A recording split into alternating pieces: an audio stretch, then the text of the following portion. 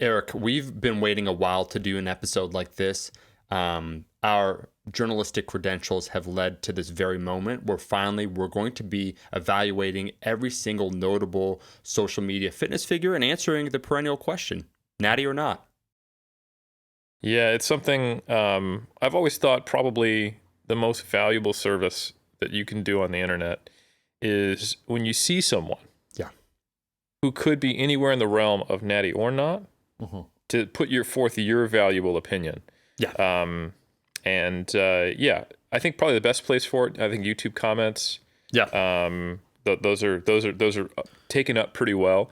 I've seen some really, really good takes out there on the internet. I'm actually hoping that we could get to the point where organizations like the WNBF and the IPF think, we're going to step away from polygraph testing, urine testing, and out of competition testing. Sure. And just get the collective opinion of YouTube comments, or maybe just have a few key people who really seem to have that WADA eye, that WADA approved eyeball.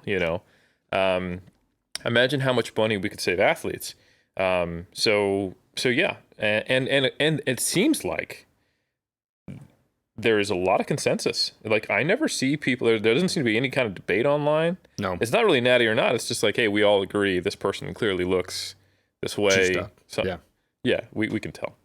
Yeah, what's very that? Apparent. Deadlifts 315 on the juice. I will say, Eric, very interesting aside, and I'm sure you can also agree with this, that the standards of who's natural and who's not 8 years ago or 7 years ago, I'm not saying that the bar was set so low, but some of the so-called credentials by, let's say, some of these natty witch hunters, right, advocating for the truth, and what does that even mean? It's like, what's your criteria of judgment? Oh, purely speculative? Love it.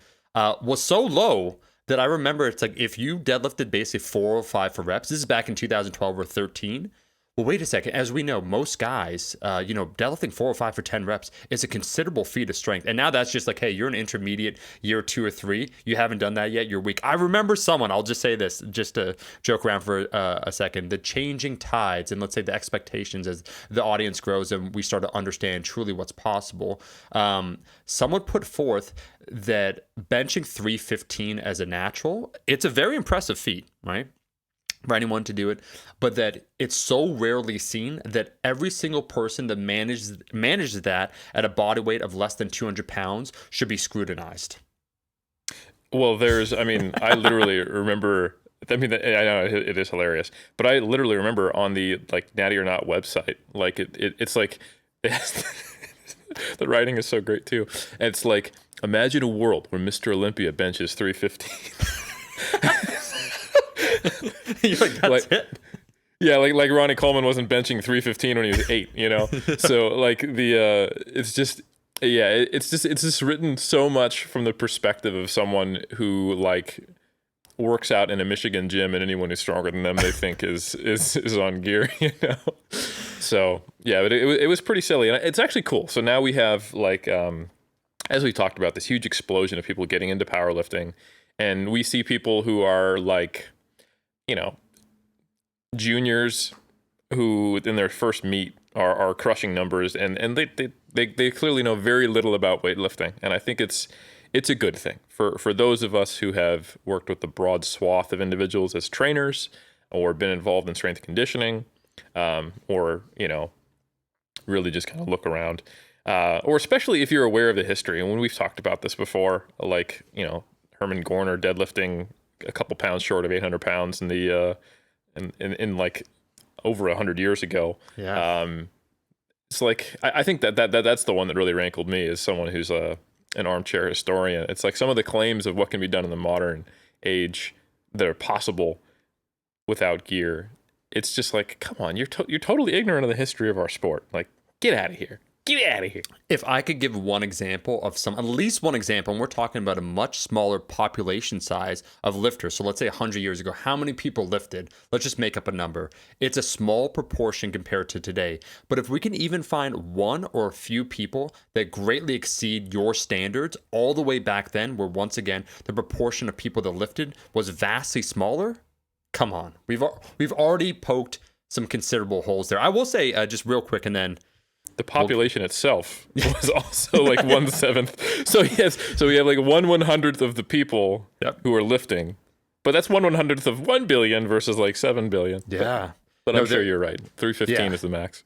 And when you think about it, Eric, too, I get it, because on the other side, I was privy to some information when I started in the fitness industry. I wouldn't say they're actually the serious lifters. It's more the recreational lifters, where there were people that were enhanced, that were claiming natural. And so it was blurring the lines. And there was notable skepticism, probably justifiably so. And I was part of that contingent because of some of the marketing that also came. So you had the marketing, you had the people that were being duplicitous with the things that they were saying. And once you create that level of doubt where you don't know what to believe from some of the so-called authority figures, unfortunately, then it can start to bleed over to other areas. And then before you know it, that's where you really turn into a witch hunt. And so as one of the people that was an early proponent and then saw how it spiraled out of control, it's like many things where it starts with potentially, let's say, noble intentions, but then it gets completely torn apart with time. Well, honestly, it's just humans have a tough time with gray, right? Yeah. Either everyone who says they're natural are natural, or they're probably all faking it because of money.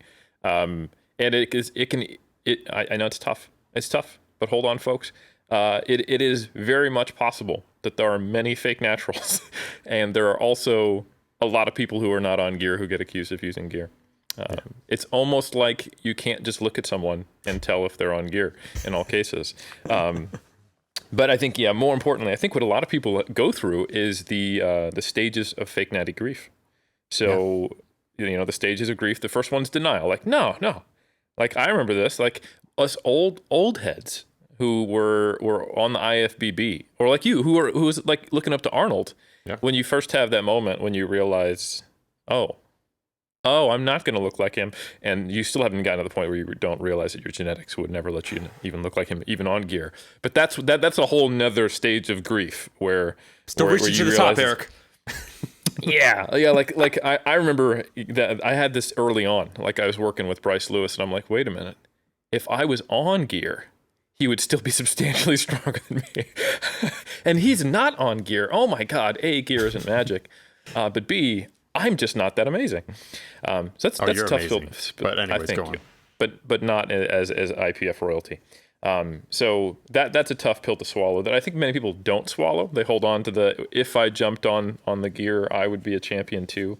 But the pill that most people do have to swallow, that fake natty grief, they go through the stages of grief. Like, there's anger after denial, and then there's like bargaining and compromise, and eventually acceptance. And I think what we see is a lot of the anger stage online, or like the nihilism. It's like sure.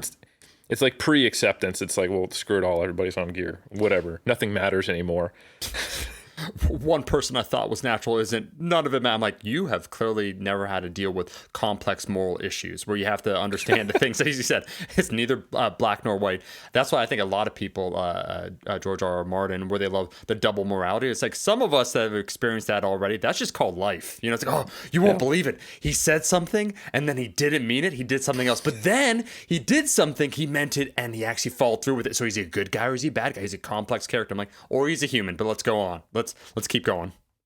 Am I allowed to like Jaime Lannister? I don't know.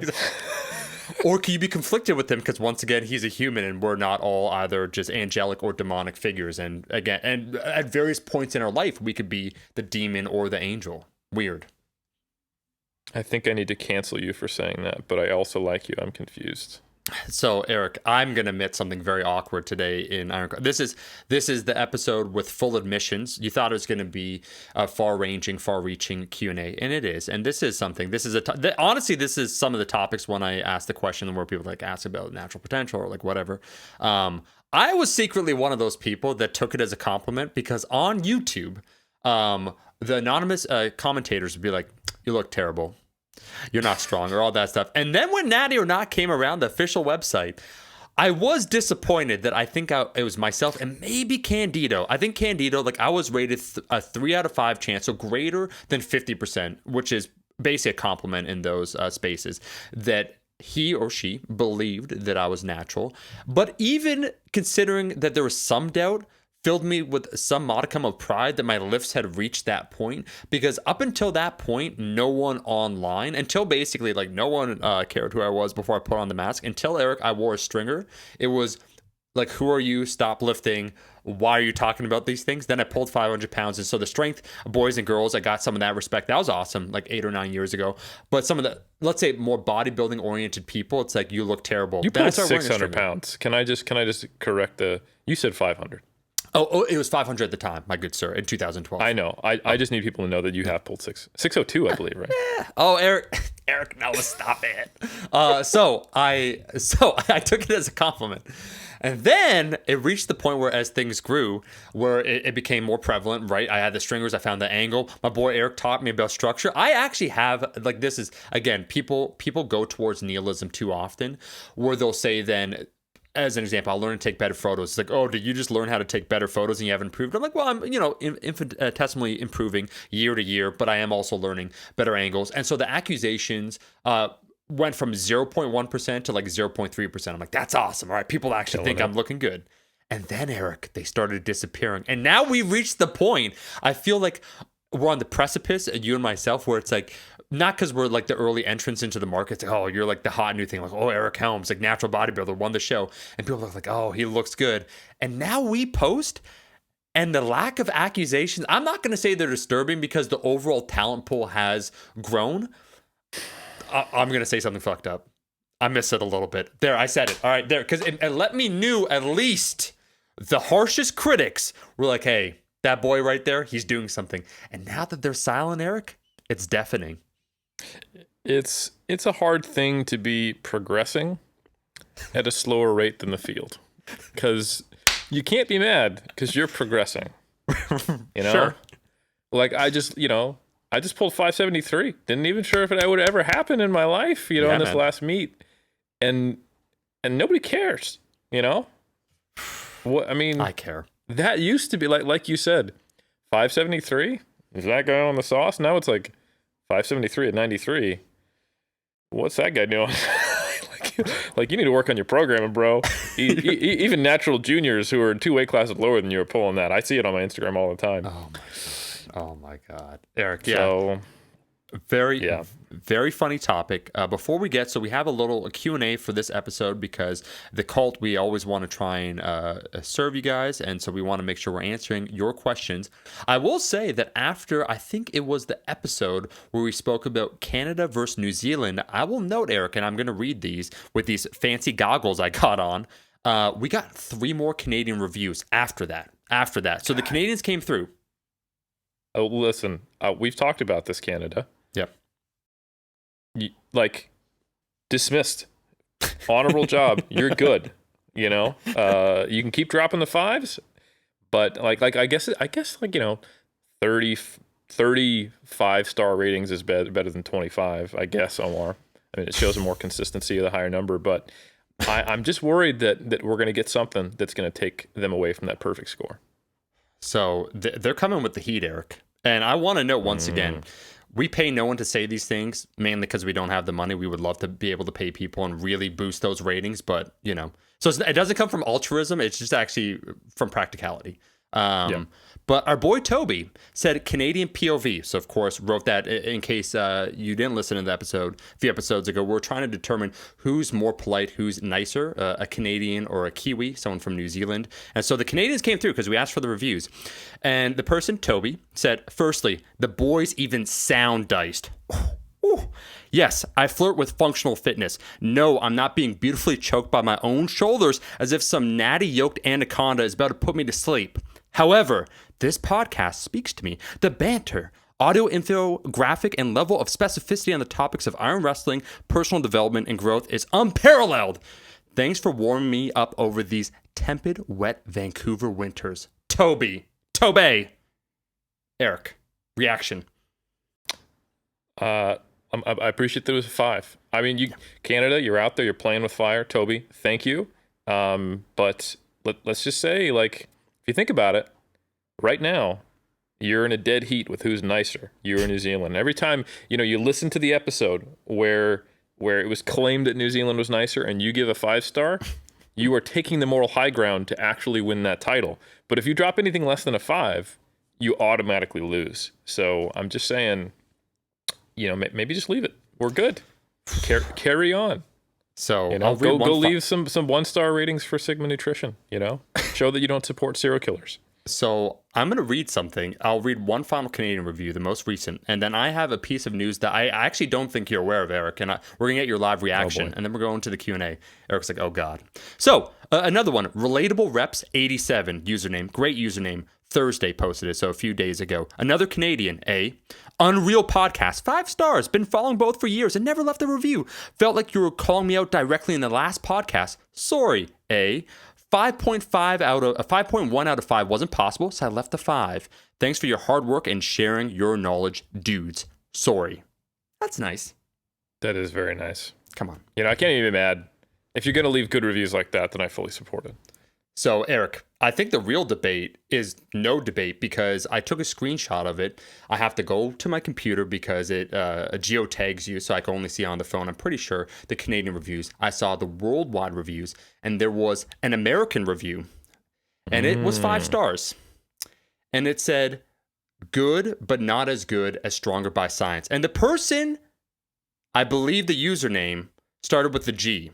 So I'm not trying to say who it is or who poorly attempted to cover up their tracks, but there's a clear difference. Like I read 2 Canadian reviews there. Classic, humble, humility, modesty, gratitude, all the things we would expect. And then the latest American review said, good podcast, but not as good as SBS, Stronger by Science. 5 stars. Can we even call a artificial intelligence American? I mean, it's not like it actually has citizenship. Yeah. So, hey, Greg, Oh, he's listening. He's listening through these tin cans right here. Yeah, we know how it works. It's computer science stuff. He's everywhere. I've seen Johnny Mnemonic. Oh, I can't even pronounce that word, but Johnny Mnemonic, and it's fantastic, Eric. So here's a weird a fact, folks, and we're gonna get into this. Don't worry. Is that Eric and myself? We're only a few years apart. But we've actually experienced, because we grew up in the same generation, a lot of I wouldn't even call them notable. Like Carnosaurus is not a movie anyone saw besides us. It's Carnosaur. Oh, it's Carnosaur. Carnosaur. Yeah, you're right. No one has seen Carnosaurus. Johnny Mnemonic, starring once again who? Oh, the best actor around. It's I mean, you can't be mad. He starred in The Matrix, folks. Yeah. He starred in Speed.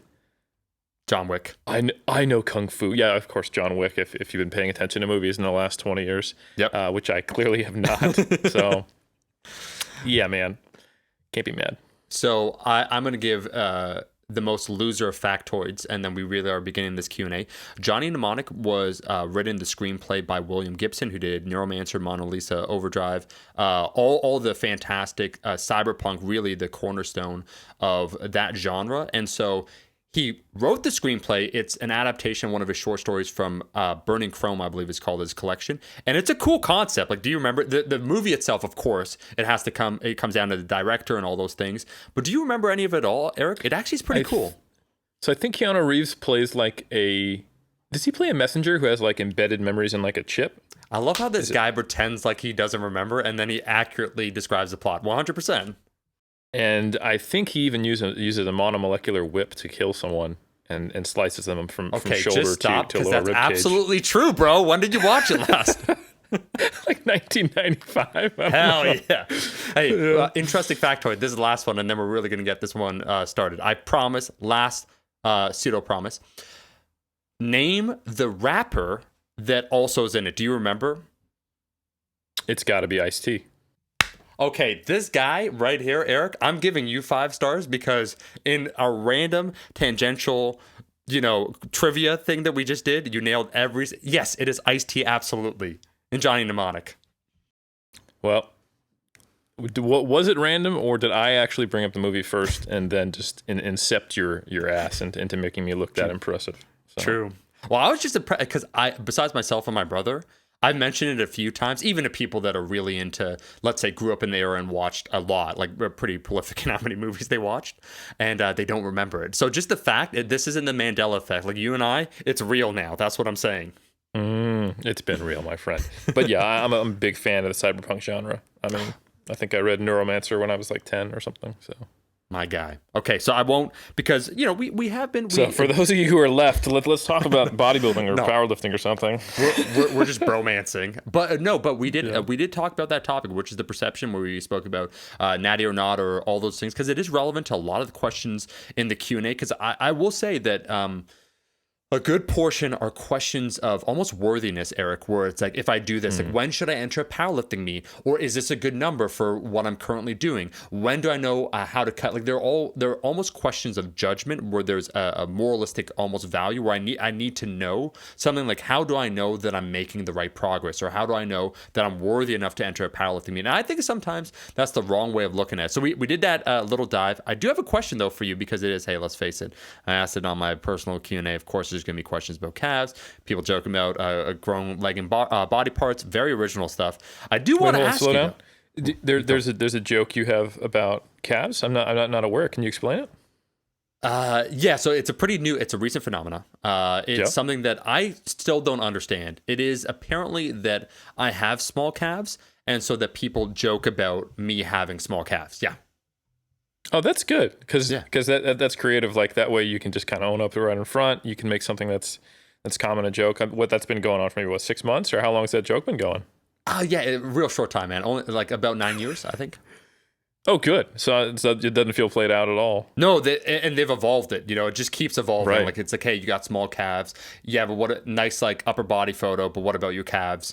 Yeah, just variations on those two, basically. Yeah. Top stuff. I'm actually going to look out for this now. I'm sure it's gonna really make me chuckle. I'm gonna churkle. The hot content. So people are asking the questions, Eric, and I will ask you this, because as one of the side goals, when I do have full access to a gym, things open back up, and I do decide to lean down with the help of Sir Eric Helms. One of the experiments I was going to do, because I have not done direct calf work for basically ever, I've never done it, is that in a deficit, can you grow a legging area? Was going to be my own personal experiment. But for you, Eric, the question, let's say someone has a legging body part. So in this case, we're joking, talking about calves, but it could be anything. Let's say it's like biceps, let's say it's your lateral delts, doesn't really matter. How does one start addressing it? Is it something, because I think first we have to answer the question, is something truly legging? Because when I first saw you, we saw each other eye to eye, and I did you showed me the pose, you're like, hey, check this out. And I said, Eric, I actually think, if I was to do bodybuilding, I said, I think I got to bring up my arms. And you said, incorrect. You said, actually, if anything, it'd be your quad sweep as well. Like your legs, like what I'd work on your legs. A little bit, your arms seem proportional, fine. And that was a revelation to me, because again, it's my own perception of self. So I think the first question we have to answer, is something truly legging? Let's assume that yes, maybe for their own aesthetic goal it is, but there's a particular body part that seems disproportionately smaller compared to others. How does that start looking once you're an intermediate? So we're past the beginner phase. They put an appreciable amount of muscle. As a coach, how would you start programming that if someone really wants to bring up a particular area? Yeah, I think that's a great question. So lagging body parts, I think it's worth mentioning like why they can happen. Yeah. Because that will dictate what decision you'll make about it from like a kind of a bodybuilding coach perspective. So sometimes it just comes purely down to bone structure and then muscle attachment and just the natural shape of your muscles. Like, for example, if you're someone who has kind of those sharp cuts on the vastus lateralis of your quad, like when you flex, it kind of has that hard line on the outside of your leg showing that outer head. You're probably just not going to have like that big of quads, the way they're the sweep, quote unquote. Like if you think of what's a good example? Actually, like Lane Norton's, his outer sweep of his, like he's brought his legs up a lot and they're pretty good now. But he always was challenged, not only because they were a little bit of a lagging body part for him, but also he had kind of the shape that didn't make them look very wide, compared to, say, kind of like the round shape of, and not just the size, I know they're friggin' huge, but like if you look at Ronnie Coleman's, the shape of his vastus lateralis, that's kind of, it bows out. So that's not helpful when you got that going on. And then if you couple with that with not being able to pose them very well, you can look really, really kind of narrow and lose the X frame and kind of be more of like a Y frame, you know? So some of the things that you do with that as a coach is sometimes you just adjust posing. Like a lot of people, they just need to bend their knees slightly, turn their feet out to 95 degrees and still flex their quads. And all of a sudden that issue becomes a non-issue because the line of that quad is not even facing forward anymore. So yeah, obviously you can get them bigger, but if they're limited by structure or they're limited by attachment size, sometimes there's different decisions to be made. So for example, if you have a lagging body part and you're a strength athlete and you're worried that it's not contributing very well to a lift, it shouldn't just be a visual decision, you know?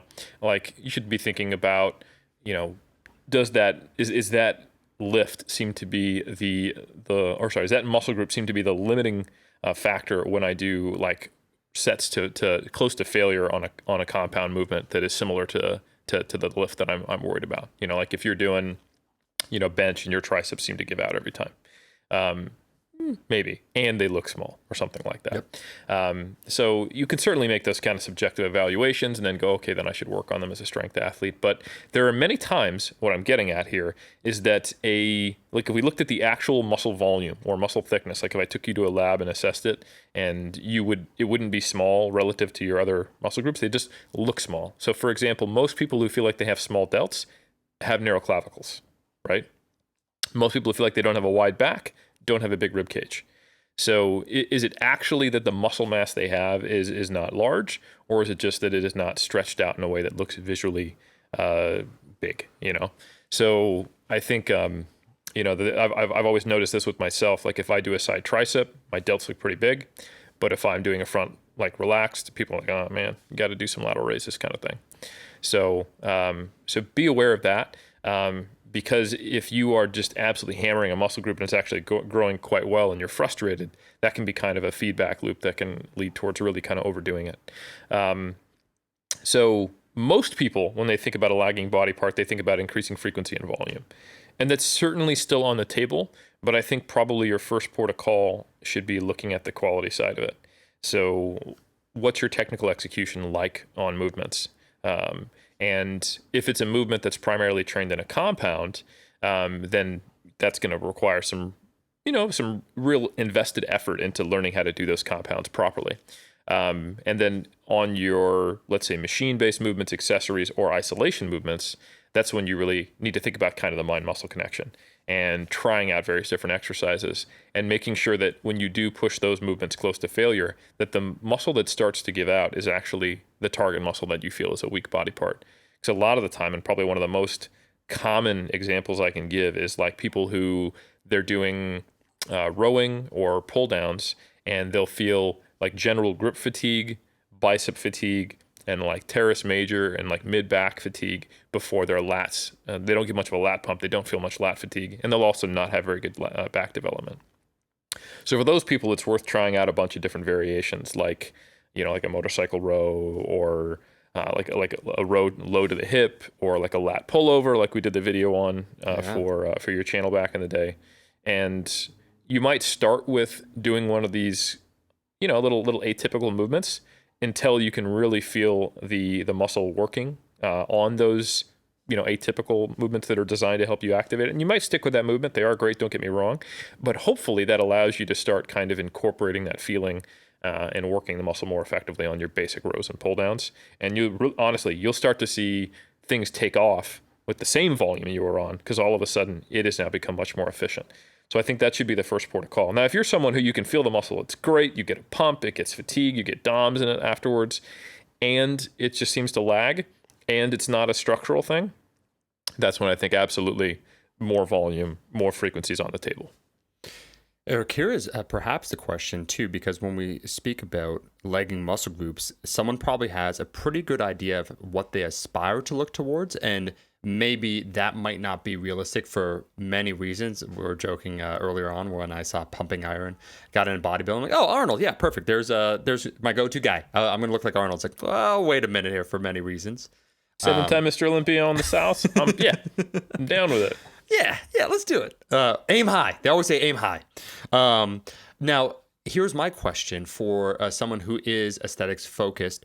What type of conversation does that look like between for themselves over time as they start to notice certain trends of favorable areas that grow, or maybe who they tend to start looking like? At what point do you have to start trying to finesse those choices? I guess the question is, where it's like, okay, so this seems to be my morphology. This seems to be who I look like. I kind of maybe want to look more like this, but where am I going to fall in the grand scheme of my physique? So what does that conversation look like, Eric, over time? Because I assume it's one that needs to be adjusted, calibrated as you get more of that feedback, more of that information. So the joke, once again, I'm going to look like Arnold, or even just a particular legging area. So you might be attached to one physique, and then you might notice you're, deviating from that desired goal. What does that conversation look like for a lifter?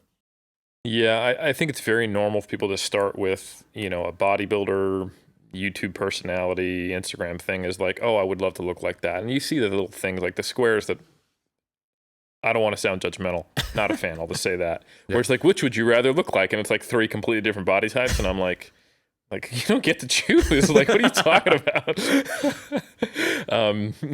So yeah, I think first it's fantastic if people are motivated by, in a positive way, not just feeling down on themselves. So ask yourself if that's actually what you're getting out of this. Like, is this a positive thing for you, or is it just a constant measuring stick to fall short of and feel like shit? If it's the latter, this isn't good. Like, just extricate yourself from these types of accounts, But yeah, like, there's nothing wrong. I remember being motivated by numerous physiques when I first got into it. I had a motivation wall of a number of WNBF pros who I had up back in our old house in California. The funny thing was, though, that I did not make any effort to grab people who had a similar physique to me. I grabbed people who, I think the thing that motivated me the most was that they got into amazing condition, and they did it maybe despite not having like the perfect deck of cards to be a bodybuilding, action figure, basically. Probably stemming from a bit of insecurity around my own lack of perfect structure for the sport, but I think it enabled, that basically acted as a counter voice to the insecure voice in me that said, oh, you're not built for this, or, you basically any negative self-talk I have is easily countered by seeing that little vision board, that motivation board. I go, look, well, if they did it, we both put our pants on one leg at a time. Sometimes I try to do 2. Man, have I got a few concussions that way. But point being is, it became, well, I first started with looking at, I loved to look at Frank Zane's physique back in the day. Sure. And I was like, I want to look like that. And, I kind of manipulated a camera angle to sort of, but I have a very different body to Frank Zane. Like, he has wider clavicles than me. We have different strong muscle groups and weak muscle groups. My tibias are like twice the length of his. So it's not realistic. It was a fun, cool experiment that I did in 2019, cool. Shout out to Brandon. But very quickly I started to realize, like, that's not a realistic thing for me to look at. Someone like Philip Ricardo Jr. has a more similar physique to me in terms of proportions. And I started looking at physiques more from that kind of emotional regulation, motivational perspective. And then I got away from it altogether. Because as I learned myself more, my own motivations, my rate of progress, the unique idiosyncrasies of my body and my psychology of how I motivate and make progress. So I think ultimately you can be the fan of like team whoever or like this physique or someone you follow, but I think you probably need to move away from that eventually, because you need to be focusing on your own anecdotes and building up a good ability to observe and make connections. Like, I've learned things over the years, like how well I respond to high frequency benching and high volume upper body training, and how I do not respond that way with my lower body. And I've learned things about what's the rate that I can gain weight at without getting just really, really chunky, and getting a little softer than necessary. I've done, that so many times over the years that I have a really good idea of what's going to happen when I go into a surplus and how quickly I should do it. I know pretty reliably what is a good peaking strategy, although I've just learned I can be more aggressive with it when I get on the platform. So like all of those things don't come from looking outward. So I guess the message that I have is that ultimately you should be recalibrating more and more and more and more inward over time, despite the fact that there is always a new person on the block who has an opinion and has muscles. Eric, that was fantastic. I do think it is notable those that seem to listen to their own internal compass and basically stick with it. Well, they might not land where they originally envisioned, right, due to all the factors that we spoke about. They might make considerably more progress because they just stick with it and they find a way to keep themselves motivated through those dark times, so to speak, where, as we joke, like we're lifers, so even if you put on 0.25 pounds of muscle in a year, we're still going to be doing it. So it kind of tethered to something a little bit greater when you're looking towards a feedback that might be unrealistic. And to your point, I've even been stuck in that point for sure, where you said a negative feedback loop of you're falling short of the metric that you're trying to aspire towards. And so really nothing positive is coming from this relationship. So that recalibration is necessary. I think that's something that, quite frankly, probably a lot of natural lifters, not trying to segment things too far here, but natural lifters have to come to terms with when they first see, especially probably in this day and age, although we grew up kind of in the bodybuilding magazine era, early like e-zines, where it was still prevalent, but like the social media age of you're always measuring up to something that is the very best, because by the very nature of the algorithm, it will continuously send you the best photos because it's the ones that are most well liked, which are probably the best physiques, the strongest lifts, right? It's not going viral. Someone deadlifting 400 pounds won't go viral on Instagram. The first person to deadlift 1,100 pounds absolutely will. And you just use that down the road. Now, the question then that we can dovetail off of that was asked quite a bit, and I was hinting at that before, is a question then of readiness, of when is it time to compare yourself then to others. And so it was framed for someone. I'm going to first ask as it relates to powerlifting. And I've heard this before, right? Like when will I be ready to compete in a powerlifting meet? And that's a very personal question, but I do notice a lot of beginners, and I could even lump myself now that I've been lifting a long period of time, that I waited way too long. There was a certain point, it's never too late for me to compete, but I always wanted to be at a certain point to compete. Or when I'm X strong enough, or when I do this, because I was chasing. As in music, I'm a tone chaser. When it comes to this, I'm a pound chaser, where I'm always trying to chase the total, and I was always flirting. Like we came up once again in very similar eras where the Canadian record, it's right, well, I'm right there, right? When you're going to compete. And so it becomes, there is that objective component with competing. You're competing against others. Maybe you're trying to go for gold, you're trying to go for an objective mark, first place, worlds, all those things. But then there also is the question of the internal reasons why one competes, and it could be multifactorial. It might not just be, hey, I want to be the best, but I want to prove to myself that the dedication, discipline. So maybe, Eric, if you could speak to, as someone who's done many more powerlifting competitions than I think a lot of people realize, where we joke like Eric, the bodybuilder, like he's actually done more powerlifting competitions than bodybuilding. He could get you a man who could do it all. He could do it all. For beginners, because I do tend to hear this question more from beginners, or let's say early intermediates, if we want to come up with that category of when will I know I'm ready? When should someone start considering competing when it comes to a strength sport? Let's first answer that, and then we will follow up the question, of course, when it relates then to bodybuilding. Yeah, that's a great question. And I think like as you alluded to, the reasons people compete are many.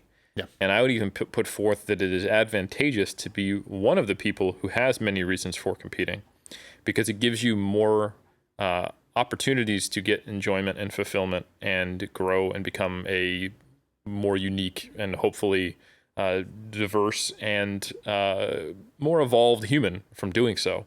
So if right now the thing that's holding you back from competing is simply not feeling strong enough or good enough, or that you haven't achieved a certain standard of lifts before you get on the platform, think about like, okay, what is that mentality? Is that mentality going to change once you start competing?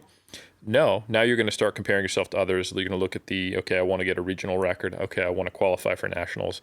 Okay, I want to place top 10 in nationals. Okay, I want to win nationals. Okay, I want to go to worlds. Okay, I want to win worlds.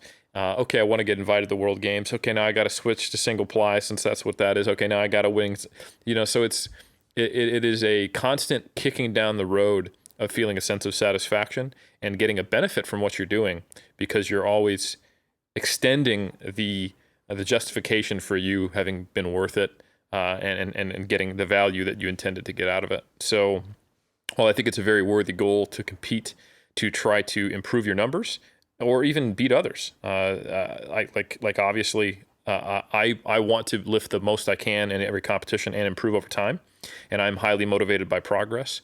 And when I compete in bodybuilding, I'm a little more focused on actually winning, because it's something that I might have more of a chance to do well in. So I can understand it for sure. But I do think you want to really diversify your motivations for competing.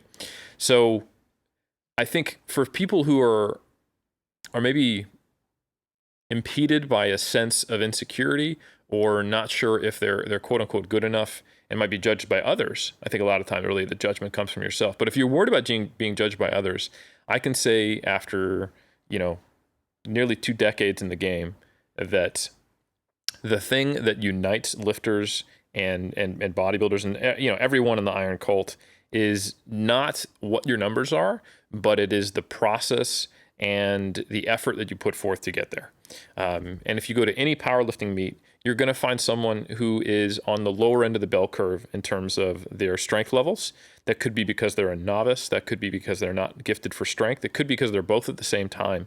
And every time they complete a lift, especially if it's a grinder, the whole house will be clapping for them. That's just the way it is. So everyone gets excited for records, but anybody who grinds through a third attempt, or a second attempt if you're bad at attempt selection, will get a lot of applause and appreciation for putting forth the effort and sticking with it, in the face of a grind.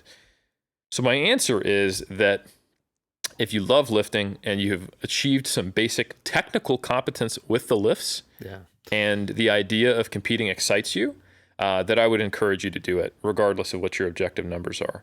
I think a far more important question is, well, how frequently should you compete if you do love competing and you get into it when you're a novice? And it should be enough to get you platform experience, but not so much that it actually interferes with your programming for you getting better. And you kind of want to keep that fire stoked. You want to don't ask powerlifting to marry you on the first date is basically what I'm saying. Keep that love alive for a little bit longer. And keep that passion burning, because I do think a lot of people, they end up on either end of that spectrum, like they never compete. And I'm really glad that you opened up about that, Omar, and you recognized, like, I could have competed way back in the day, and I could have had amassed a number of competitions, and it was my desire to be at a certain level that prevented me from doing that. I think you're 100% not alone. A lot of people have done that, and it does kind of lead to this very singular focus on what you can get out of competing. I think competing's cool because it's an opportunity, regardless of where your numbers are, to have them like officially approved.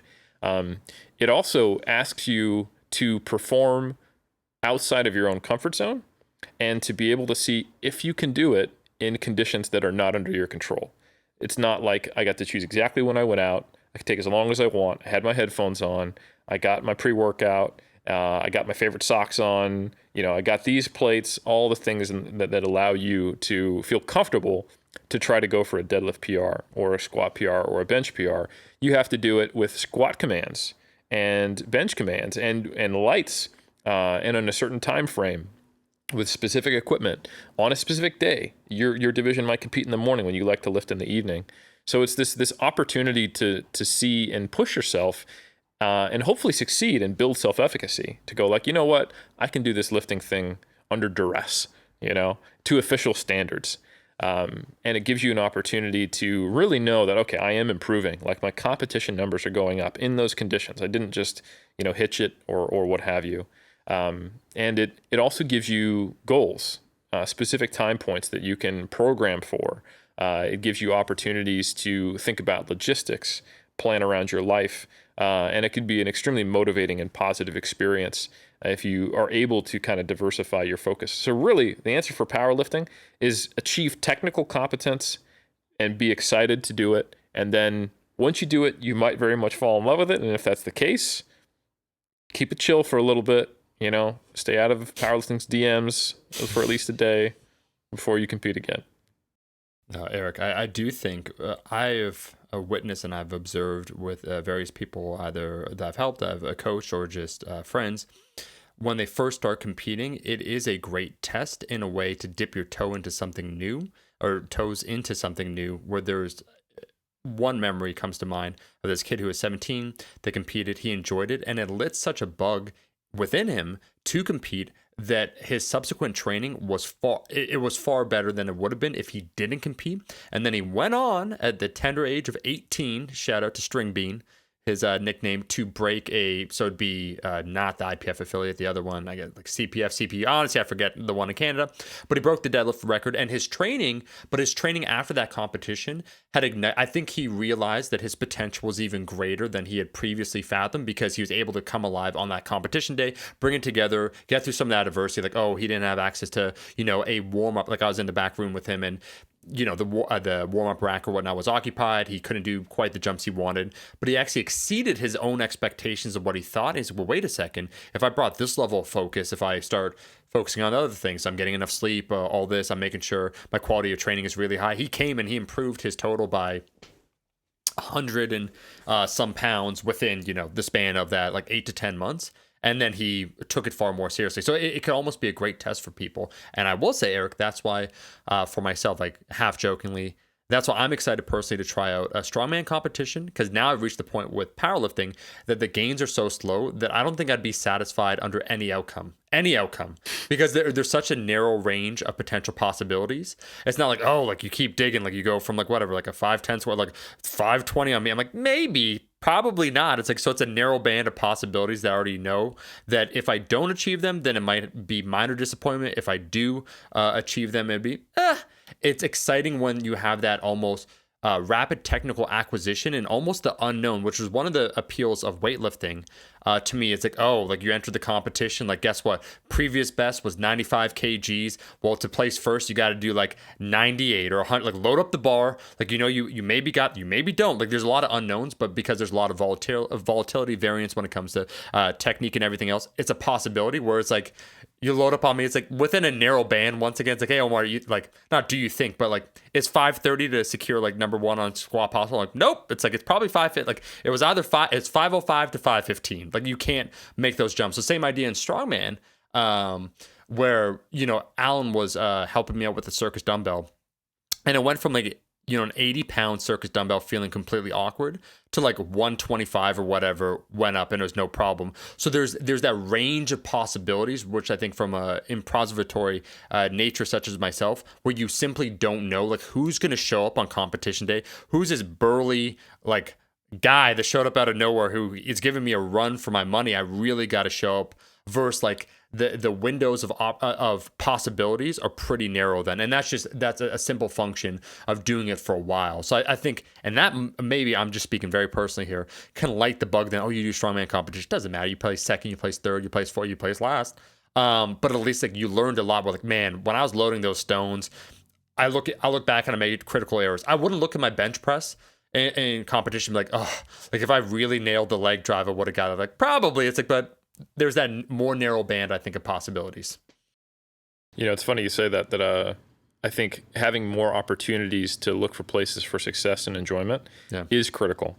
Yeah. And this happens even at the very highest level. So Bryce, when he did nationals last, which was a little while ago because of COVID, I was so proud of him because he had like 9 goals. So he wanted to put up, I think, a 2,000-pound total. Yep. And there was also an opportunity to hit individual lift PRs, and also to get certain like milestones, like to bench 500, to deadlift 800. So he had like all these opportunities to get things that he was really motivated to get, and he didn't get them all, but he got enough of them, and he also won nationals, that he was very very excited about it, and he had a lot of motivation going in.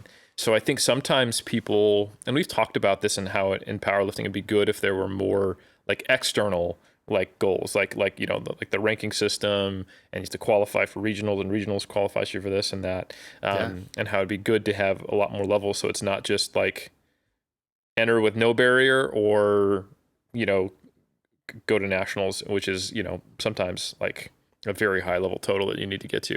And then from there, it's like win nationals. And there's very, very little delineation between those, right?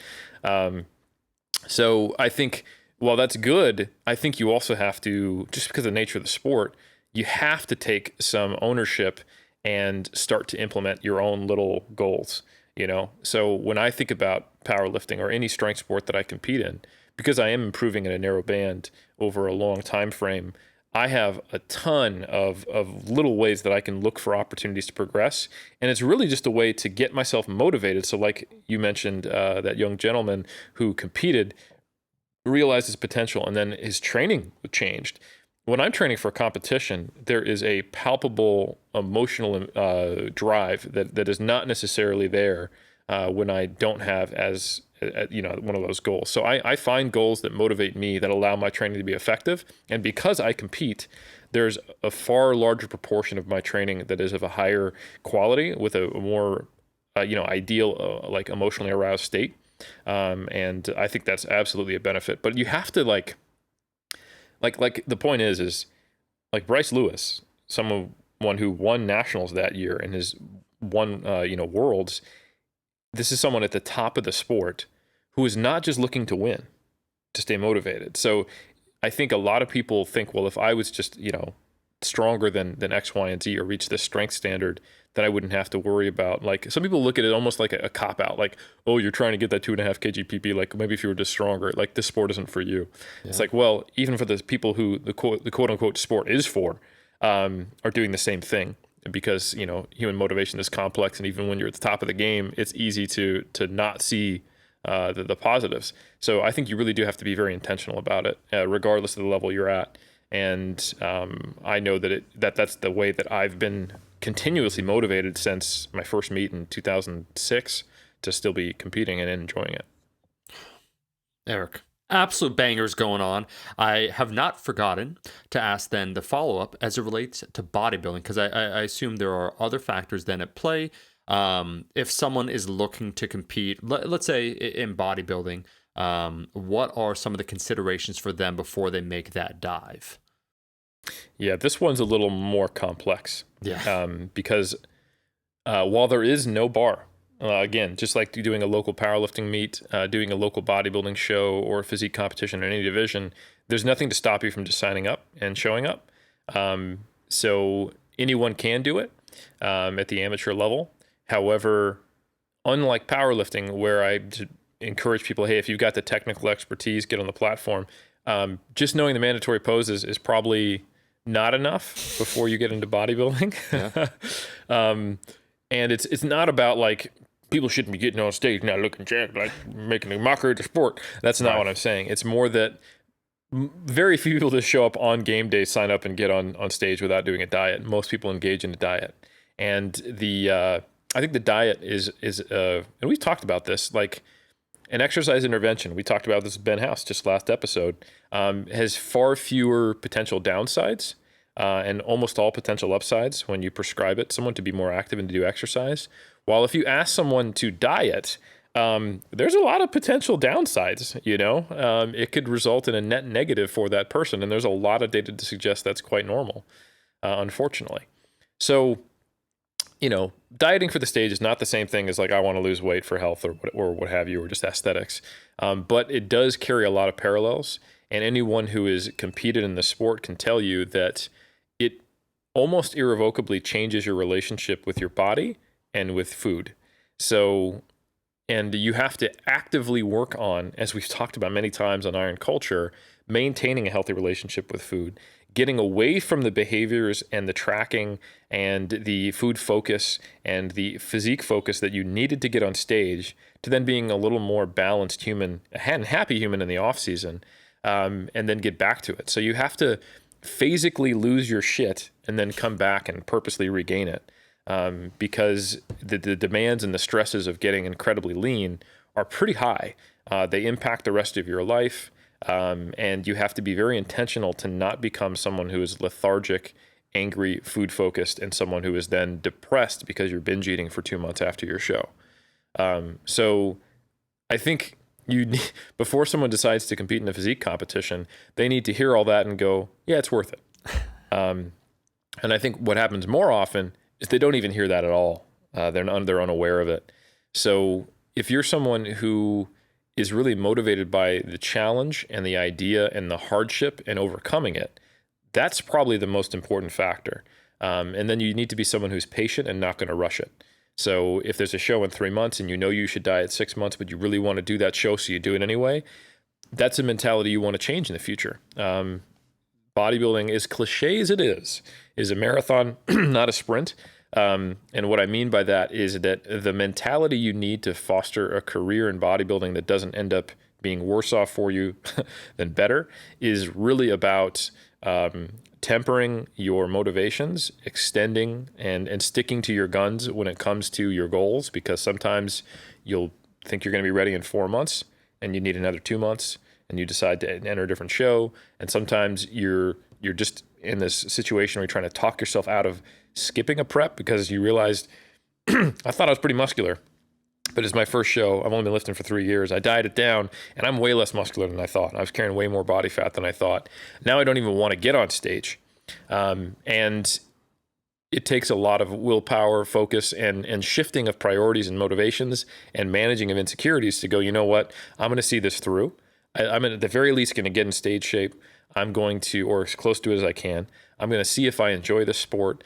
And I'm going to get on stage, less muscular than I thought, maybe not as good of a poser. It's not going to go perfect. And all that's okay, because it's a point for me to improve from. And not only that, I'm going to try to enjoy it. None of that's easy. Yeah. So I think people who do it for the first time, they need to have the right expectations and motivations in place. I think the first time competitor should be someone who's motivated by the process, is motivated by the challenge, and is someone who knows that it's going to be an extremely challenging goal, but if they can overcome it, they can learn a lot about themselves and improve. And the goal of getting on stage should just be to successfully get there. And then the goal needs to extend into the off season, because that's really, honestly, the most challenging part, is that nasty transition from everything you did to bend your will to get into stage shape to then trying to become a normal human again in the off season. So I think you need to think about your first competition as not only the point when you get on stage, but also getting back to normalcy. And that whole journey should be something that you are excited about and maybe a little bit healthily scared by, but mostly excited about. And it should be something you take very seriously, but you do for the experience. And then from there, you can gauge, did I like it? And do I have competitive aspirations that extend beyond just improving upon myself? And the answer can be yes, no, or both. You know, you can be someone who you really just don't have the genetics to be good at bodybuilding, but you do have the ability, like all of us, to improve, and that's enough. Or you can be someone who is a little bit of both. I definitely think even a world champ who has the capability to be a world champion shouldn't just be in it to become a world champion, because then you're going to have a very, very narrow possibility of happiness. And it'll be a very, very volatile emotional experience competing when you inevitably sometimes lose because it's bodybuilding. That's another thing. Like if you want to talk about volatility of performance, imagine that there were 7 people who were subjectively judging your performance, and it really had nothing to do with what you lifted.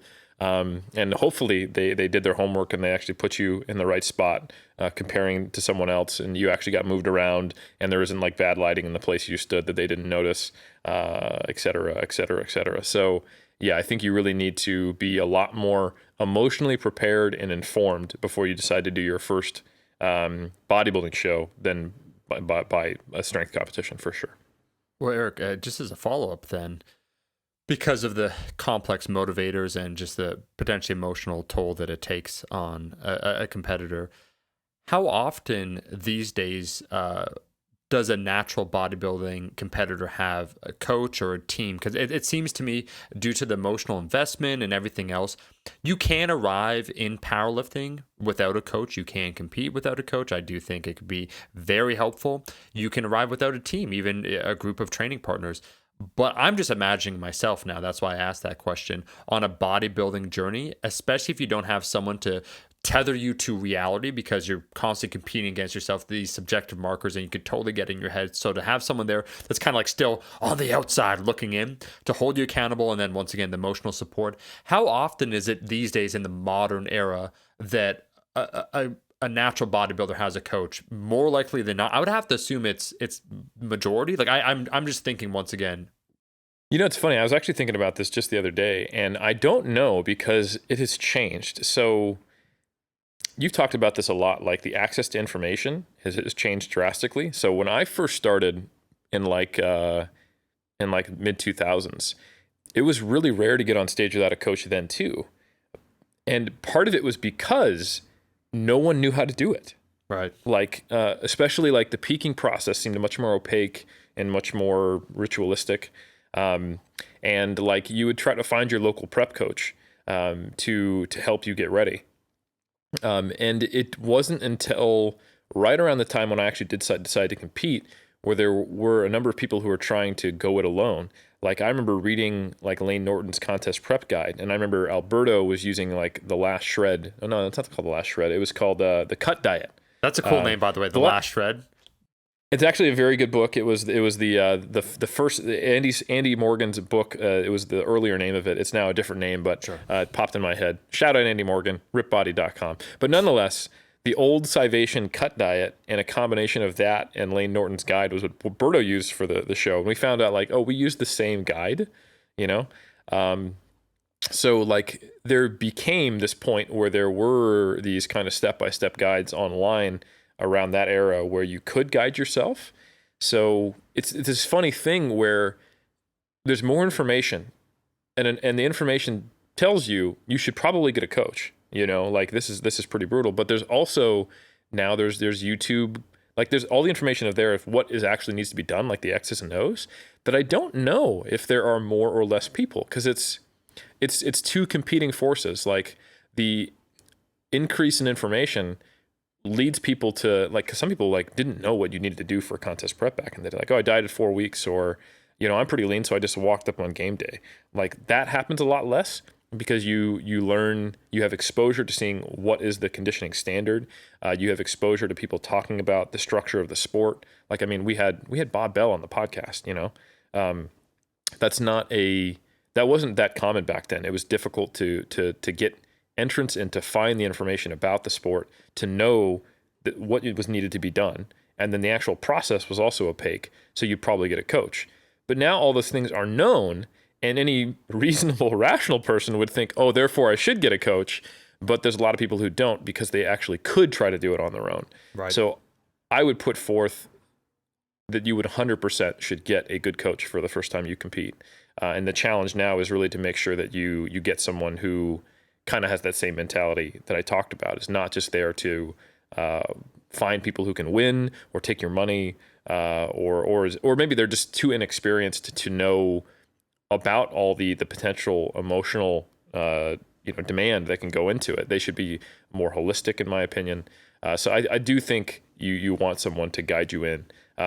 While in powerlifting, it is not uncommon at all just to be someone who, you know, you're following, you know, like 5x5, and you got good technique and you decide to compete.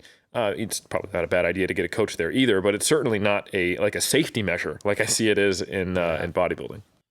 Eric, so funny aside, because my man was competing, looking good at the River City Royal Rumble 2019 Classic, placed first. So I was backstage, like you were doing your thing, and you know, I'll keep the anonymity of this person secure. There was another coach. He was coaching a myriad of competitors, but he was like, "Oh, Omar, or whatever." Like, "Hey, what's up, man?" And of course, he kind of had that win at any cost mentality that probably is honestly still prevalent. He was showing me his competitors and like, yeah, this person plays this person, and just even the language, like it was cool. It was a very unique experience. I'm glad to have been there. Where Alberts, like you got like you're rolling with the heavies when you roll with Eric, where you got like Jeff Alberts there. Oh my God, you got Brad Lewis, like you got these veterans. Just everyone's talking shop, like you're ready, you're cool, calm, collected, and even some of the things were like talking about like a low carb, little this, little that. Because you were in your own space, you were talking with everyone else. The language that this other, let's say this other coach, and I'll put in parentheses like quote, like a coach. the language he was using was very much, it almost reminded me a bit of Cobra Kai, if I'm not lying. Oh, like, no. It's like, win of any cost, like, yeah, so no, what you want to do that, no, you didn't do that right. Like, already kind of removing themselves from the responsibility of the athlete's placing and like reflecting it back like a mirror onto themselves, because he was already like mentally preparing, like, yeah, this person's not going to win. It was just very bizarre. And that's not any shade to bodybuilding in general. It's just like, it's like any I've seen powerlifting coaches do the same. That speaks on coaching quality in general, how, it depends upon who you go with and all those things. And the complex, once again, motivators are understanding the athlete. But it was just funny to me where, like, yeah, I'm rolling with the heavies. Like, these are the vets. Like, you guys know what's up. Like, even how you're talking to each other, talking to yourself, like talking to other competitors, where you're being gracious, like, to the people you're competing with, talking shop.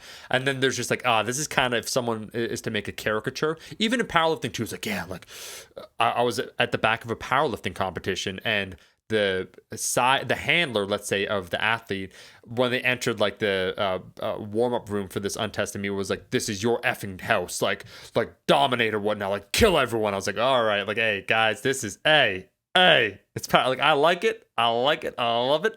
Let's tone it back a little bit. So it's just funny where I'm hanging out with you and all the things you're talking about, like some of the potential detrimental aspects, like this coach was kind of doing, and you only wonder the long-term ramifications. And I feel comfortable saying this. You know why? Because the person said, oh yeah, oh my man, I follow you. And I said, yeah, oh yeah, cool. Well, like, what's your IG handle? And guess what, Eric? Didn't follow me. So I feel he's never going to listen to this. So I feel very comfortable because there's only like 2 other coaches back there. He follows you in that loose sense. Like, I watch some of your YouTube videos. Yeah, I've seen you before. I've seen that face before on YouTube. I've seen you. Yeah. Yeah, because I mean, he certainly probably isn't listening to Iron Culture, because that's not the. I'm just saying, like, we've discussed some of the mentalities that might run counter to that coaching style, Yeah. So. Either the person absorbed absolutely nothing that we've spoken about over 120 episodes, or they're listening right now and nodding along, like, yeah, those shitty coaches. Anyway, let me get back to you. Hey, if you don't win this, you're fired. You're dead to me. Only take, you'll never make it in life. I'm like, oh my God. Eric, we've actually spoken about a lot with just a few short questions. I'm really pleased how this Q&A has turned out. So I'm going to ask just one final one, because I think we have more than enough juice to do another Q&A in a few weeks that really frame, like, it's thematic, I feel, this one. And that is, someone else was asking the question. I was looking at the phone. So questions, once again, of values, of when should I do this or when should I do that? Comparing yourself to others. Can you talk about internal and external drivers and how to not make sure that it's, once again, detrimental to the individual, where you can use that, where you need to tether yourself? I say this before. You have to tether yourself to some aspect of reality. So people ask about the progress, like, is this good, right? They always put those moral values on it, moral judgment. Like, is this good? Am I making enough progress? And I do think there's utility in just understanding the general herd, like what's going on, what is considered at this place. Like, yeah, that's pretty good, man, without it, completely determining your own personal value. So learning to get those small W's, learning to love the process, all those things, while also still, I would say, almost living up to your potential. Because I'll just give the quick anecdote. Before I joined Fortis Fitness, if you were to ask me about my strength potential, ostensibly, as my man Eric would say, at the gym I was before, I was training very hard. I was going to RP10, I was doing my deadlifts, all that stuff. I thought this was my cap, right? Like, I was training hard, and this was my potential. And then through basically happenstance, meeting someone, going to this gym and seeing the new level of competition, and then understanding a bit more about programming, I was able to unlock another level. And so that happened, once again, basically purely by accident. It wasn't like a mental, like, I'm going to do this. It happened, right? So it allowed me to examine or re-examine everything I was doing, and then understand the possibility of more. So how do you tether an individual to some aspect of reality, so external factors, while still keeping those internal motivators for them to live up to their potential, not become demotivated by the journey, and still live up to basically their highest aspirations, if that makes sense? It absolutely does make sense, and it's a good question. And first, do I say ostensible a lot? No, it's just, you know what it is? It's because the way you say it in a dignified way, where it's almost a lot of times it's almost not that you. I'm not even mad. I'm impressed. Like, hey, that's a good word. I feel like that's definitely like Scrabble points. What? Someone say it would appear? Nah. Seemingly. like a lame person. No. And it's also you're being often I just noticed you're being charitable with someone else because you're like basically it's like kind of like you're steel manning someone. You know what I mean when you say it. So it's like it's like Eric, they're not doing that. Like we both know they're not doing that. But like well, ostensibly they are. Yeah, being very charitable, right. Bro. Back to the question. Sorry, folks.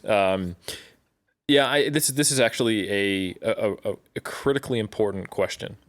Because it can dictate the career arc or the lack of a career for an athlete, in my opinion. And this is one where I've definitely changed over time. I used to be probably too black and white in my thinking about this, like, hey, you need internal motivators. And whatever the external ones are icing on the cake. And I've even described it that way. And I'm not revising my position necessarily, but I do want to provide a little more nuance to it. Like, I will normally talk about, hey, like the cake needs to be loving the process, the icing is loving progress, and the cherry on top is winning. But while that is a decent way to emphasize like what you need to build, I think it is probably true in terms of the time course of what you need to develop, rather than what actually might, for an individual, give them fuel. So I have definitely met some people who love the process, who are improving and love that aspect, but what gets them fired up, because they're just a competitive person, is winning. And they don't necessarily let that completely sap their joy, nor do they let it burn them out when they're not able to win or they're not in a position to. But they can use their competitive nature in a way that drives them to train even harder and to reach levels that they might not otherwise have. And some people, I think, are really savvy, and they're able to do this even at low levels of competition. Because I think the shitty one is where you just kind of keep elevating the bar until you're never satisfied, and it's actually demotivating. But like, I actually shout out to a lot of the my boys in the 93 kilo class in the Auckland area. There's been all these little. It's a big class, and it's also just a lot of fun loving dudes. I've just noticed. I kind of appreciate my fellows. So since the like 2013, 2014, 2015 and beyond, and even when I was kind of out of local competition, there's been a crew like, competing on who can get like the best bench at Auckland. And we're talking about, benches in like the 130 to 160 range. So not national records, not something that is going to be noticeable at the world stage, but it is like, hey, between us, we're using this competitive drive and camaraderie to drive each other forward, and it's motivating. It's better. There's some really good powerlifting gyms. Anyone who ever comes to Auckland, you got to check out North Shore Barbell and Get Strength. Those are two fantastic gyms, and they're able to cultivate that very actively and maintain that kind of camaraderie while getting people their competitive drive stoked and able to progress. So I think there are really good ways to use those external metrics to drive yourself forward. And I think the things, even if you don't have a community like that, you can anchor some of that motivation to things like, oh, I want to bench 3 plates or 2 plates or 1 plate, depending on like what weight class you're in and your experience in the sport and your kind of your natural potential. So you can absolutely set those kind of milestone goals so long as they're realistic. But I think it's important to set them once you have a bedrock of intrinsic motivation. And I think that's what's often missing, because I know a lot of people who've been in the game 10, 15 years who do get excited about winning a title, going to represent their country, competing at nationals, you name the goal in physique sport or strength sport. And if it doesn't go that well, they're disappointed, but it doesn't crush them. And the difference is that they've been in the game a long time and they have a lot of reasons why they do it. And it's something they've internalized, like I compete, it's who I am. Where I see it go wrong are folks who have some natural talent, get into competing early, which, like I said, is great, to get on the platform at a relatively early stage. And then they get really motivated to compete and it becomes their primary motivator, but they are still in the honeymoon phase with the sport. They've only done 1 meet or 2 meets and now they're like, I want to win nationals. And then they don't, or they get hurt and they tend to disappear, which I think is unfortunate. And it's because it's not truly become a habit or part of their identity in a positive way. It is something that is just there's a lot of extrinsic motivation, which is a high risk, high reward scenario, without the bedrock of the intrinsic, which I think is the threat to that person's sustainability in the sport. So I think what you really want to do is develop just a love of lifting initially, and that can definitely happen while you're competing, and then start to really, like we all do very early, develop that love of progress, and have it really be kind of like, I'm in this for me, take a sense of ownership, and enjoy that progress from a positive place. Not that I'm not good enough, I need to get stronger, but I'm moving towards something. I get empowered and I feel better about myself, and I evolve and I grow as a person as I push past adversity and get stronger. It's a lesson for life, and it's also just in and of itself pretty freaking cool. Once that is in place, and once it's part of your philosophical life ethos and self-identity, go for nationals. Try to place top 5. Try to place top 3. Try to get that 272.5 600-pound lift that Omar Isuf knows about. Try to get that 227.5 kilo 500-pound squat that Omar Isuf knows about. Try and he hasn't got it yet, but he will get that 182 kilo 400-pound bench that he hasn't quite hit, but we know one day will happen. Fingers crossed. So yeah, I think there's nothing wrong with this extrinsic goals. Absolutely anchor things, especially if like, if you're like a competitive person, I think it's easy to take some of the messages I've said on Iron Culture and be like, bro, you need to tamper that down. That if you let that drive you, you're going to burn out. But let me tell something, folks. I'm super competitive. It's just part of my nature. I can't really change that. I very much try to make it so I'm competing with myself, but as soon as I get a hint that I could be competitive in a sport or a higher level, all of a sudden my mentality changes. I think I talked about this when I was potentially when I was competing in the show after the Royal. God damn it! You got me calling it the name of it's not even it. The River City Classic that I did in 2019. When I did the Muscle Mayhem afterwards, that was a pro qualifier. That's a big deal to me. I've been going for my WNBF pro card since I first started competing. And I was in my best condition, and I had it was a toss-up as to whether I was going to win my class and go to the overall and have a shot. I was definitely in a different headspace because it was like, there's a potential here of me getting a pro card or competing in the overall. Again, the pro card would be after I then won the overall, which is, even more of a big question. But there was a pathway to a level of success and an extrinsic outcome that had not been available to me previously, and that was highly motivating and something I was very emotionally attached to.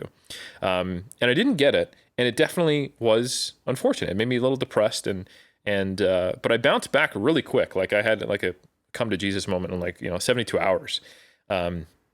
I don't know that I would have been able to do that if I was just, a novice. And I think that's the message I want to get across, is that you really want a bedrock of why before you start going for things that are outside of you. Eric, I'm just going to call it out. This is one of the best episodes we've done, okay? We have a lot of nuggets, golden nuggets in this one. I will say that I do agree with you. I myself am personally competitive, but I've now selected when I choose to be competitive and when I don't, because otherwise it can get off the rails. Like in what capacity, what situation, and what chosen hobbies or whatnot. Because it's injured back, 3 days out with your friend competing, random wrestling match with Chip Conrad looking on. That's when you let the tiger out. The tiger. Yeah. When I'm a predator. Once I know that I can absolutely win, like he's injured, like he's malnourished right now. Get him right. Well, the best part is you were also injured. It was a fantastic moment for everyone. It's who's so I'm gonna talk that shit for a second here. I'm totally House Slytherin, make no mistake. Is that Alan, because Alan he does find that drive. When I first visited him, he said, "Hey, do you know anything about Strongman?" I'm like, "Not in the slightest." But in an encouraging way. It wasn't like he was looking for an easy W, because I've actually been in that situation, let's be honest. All guys want to measure up next to each other, where I visited someone and he purposely chose particular lifts that I've never done before and then try to compete against me, and then gloated when he won, and I was like, that's totally fine. Like, hey, no worries. This was different. I think what someone should do is just only do lifts that no one else does, so that they can feel strong, and just to kind of protect their ego. Woo! Woo! Shots fired. Yeah. I love it. I love it. Yeah, Yeah. you resurrect a lift that no one now does, and there's not enough large enough of a talent pool to measure up against, so you could claim absolute authority on said given odd lift. What I will say is that, so Alan, it was fun though. It's like it did feel like homies competing, but immediately as soon as he issued the gauntlet, so to speak, because I could just tell the way Alan was getting set up to do it. It wasn't like, hey, buddy, let's do this. It's like, no, let's actually do this. And so I brought the heat. And actually, what's funny is that he totally won his California medley for Strongman. But I really did apply myself, and I'll call it. It was relatively close, but it was fun. Like, it was fun doing it because it was the right environment where the right factors were at play. It totally was extrinsic. I did respect Alan though too, and I knew that it came from a good place of genuinely like, hey, we're gonna sharpen each other's iron. Yeah, I said that, as opposed to the other situation, Eric, where I'm like, I feel like this guy just. It's not coming from a good place, and he wants to do damage to me. Not like physically, but just like ego-wise, you know? He's working out his insecurities as you as a foil. Yeah. Exactly. Yeah. I'm going to call it right here, folks. When, not if, Omar does become an official strength athlete and competes, I think he is going to be just a monster in the paint. I'm telling you. There are lifters who do better in training and have to work very hard to keep it together on the platform. And some of them do very, very well. Do not get me wrong. But their PRs come in the weight room. They don't come on the platform. And there are some who are champions when it comes to hitting the platform. They have their best performances. They keep it together. And from what little I've seen, I think you're going to be a very good game day athlete. Let's put it that way. One of the nicest things you've said. I'll just say, hey, let's close it off on a touching moment. We bonded over another obscure film that no one knows about, Johnny Mnemonic, where the laser whip. I will say, sorry, I've been thinking. It's not a laser. It's a monomolecular whip. Monomolecular whip is almost cooler than a lightsaber. Yeah, I said it because just the way that they whip it out and how it instantly cuts through people, like just the. Anyways, I could go on about this whole thing, but I will say that I do genuinely miss the opportunity that we had due to COVID of us competing, because I would absolutely want you there as a friend, also as just a notable person that would be able to coach on the day and know me as a person. I think it would have been fantastic, man. So it is something that I do miss, because I think having you in my corner would only naturally enhance things, some would say. It would be a true honor, and folks, you heard it here. Bonding on the air, and yeah, we hope you enjoyed this one. I know there was a lot of banter, there was a lot of just general chat, but sometimes you just need a good chat. But there was also, I think, some really good questions. So thank you to everyone who put forth those cues to our A's on Omar's Instagram. It allowed us to have a really good episode. And you never go into a Q&A knowing what you're going to get, but this was a good one. Oh, yeah. And Eric, I'll probably just throw this out. If they made it all the way to the end, probably I should have said at the start. If you have any other follow-up questions or questions for future Q&A, and you're on the YouTubes, because that's where we do talk with you guys, go ahead and leave those questions, because likely in the next several weeks, there will be another one. It seems like everyone enjoyed the first one, so there will be more in the future. Thank you for listening. Go ahead. Hey, it's not just exclusive to Canada, okay? This is a worldwide. We're prestige worldwide. Go ahead and leave a rating review. And I think it's quite clear by who we select to read. You know what you should be leaving if you want to be read. I see the hand. It's a magic. Oh, yeah. There's fingers, and there's 5 of them. Go ahead and leave a rating review on iTunes. We will read it. We'll be back every single Monday. We'll catch you in that next episode. Peace.